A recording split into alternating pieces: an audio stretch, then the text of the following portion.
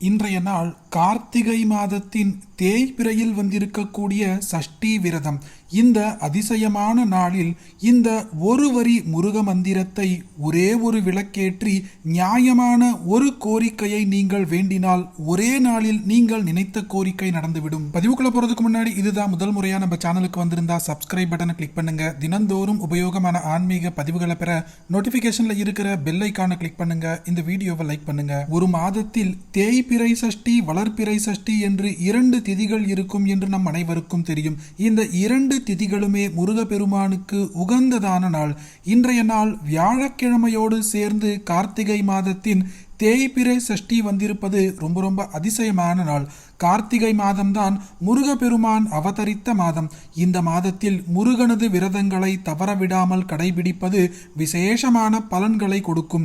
இந்த கார்த்திகை மாத சஷ்டி விரதத்தை எவர் ஒருவர் கடைபிடிக்கிறார்களோ அவர்களுக்கு ஒரு வருடம் முழுவதுமே சஷ்டி விரதம் இருந்த பலன் கிடைக்கும் என்று நமது புராணங்கள் சொல்கின்றன. இன்றைய நாள் வியாழக்கிழமை குரு பகவானுக்குடைய நாளாக இருப்பதால் இந்த நாளில் சஷ்டி விரதம் இருந்தால் திருமணம் ஆகாதவர்களுக்கு கூட உடனடியாக திருமணம் நடக்கும். அதே போல குழந்தை பாக்கியம் வேண்டி காத்து கொண்டிருப்பவர்களுக்கு குழந்தை பாக்கியம் கிடைக்கும். வேலை இல்லாமல் தவித்து வருபவர்களுக்கு நல்ல வேலை கிடைக்கும். வீடு இல்லாமல் கஷ்டப்படுபவர்களுக்கு சொந்த வீடே கிடைக்கும். வழிபாடு ஒன்றுதான், ஆனால் பலன்கள் பல உண்டு.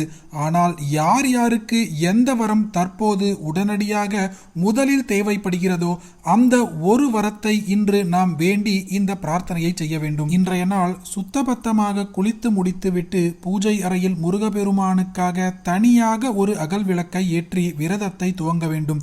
எப்பொழுதும் நாம் சொல்வது போலதான், விரதம் இருப்பது அவரவர் உடல் சூழ்நிலை பொறுத்தும் வயதை பொறுத்தும் வேலைகளை பொறுத்தும் நம் விருப்பம்படி தாராளமாக இருக்கலாம். ஆனால் இந்த நாளில் அசைவ உணவை உண்ணக்கூடாது. முடிந்தால் பூண்டு வெங்காயம் கூட சேர்த்து கொள்ளாமல் முடிந்தவரை பச்சரிசி சாதமோ பழங்களோ பால் வகைகளோ உண்டு நாம் விரதத்தை இருக்கலாம். இன்றைய நாள் காலை துவங்கிய இந்த விரதத்தை மாலை 6 மணிக்கு வீட்டில் இருந்தபடியே விரதத்தை முடித்து கொள்ளலாம். கோவிலுக்கு சென்றும் விரதத்தை நிறைவு செய்வது இன்னும் விசேஷம்.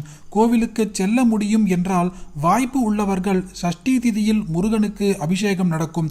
உங்களால் முடிந்த அபிஷேக பொருட்களை வாங்கி கொடுத்து கோவிலில் விளக்கு ஏற்றி இந்த முருகப்பெருமானின் மந்திரத்தை ஒரே ஒரு முறை மட்டும் சொன்னால் போதும். ஓம் சௌம் சரவண பவ ஸ்ரீம் க்ரீம் க்ளீம் க்ளௌம் சௌம் நமஹ ஸ்ரீமத். கோவிலுக்கு செல்ல முடியாதவர்கள் வீட்டில் இருந்தபடியே 6 மணிக்கு மேல் உங்கள் விரதத்தை நிறைவு செய்து கொள்ளலாம். உங்கள் விரதத்தை நிறைவு செய்து கொள்வதற்கு முன்பாக முருகப்பெருமானுக்கு வெற்றிலையின் மேலே ஒரு கற்பூர தீபத்தை ஏற்றி ஆரத்தியாக காண்பிக்க வேண்டும். அதே போல முருகப்பெருமானுக்கு நிவேதனமாக பால், பழம், கல்கண்டு அல்லது சர்க்கரை பொங்கலோ பாயசமோ உங்களால் எது முடிந்தால் அதை நிவேதனமாக வைத்து அதன் பிறகு உங்கள் விரதத்தை நிறைவு செய்து கொள்ளுங்கள். இந்த அதிசயமான கார்த்திகை மாதத்தில் வந்திருக்கக்கூடிய தேய்பிறை சஷ்டி என்று விரதம் இருந்து இந்த ஒரு வரி முருகப்பெருமானின் மந்திரத்தை ஒரே ஒரு விளக்கேற்றி நாம் சொல்ல கந்தனின் கருணை உங்கள் பக்கம் திரும்பும். நிறைய வேண்டுதல்களுக்கு ஒரு விரதம் இருக்கக்கூடாது.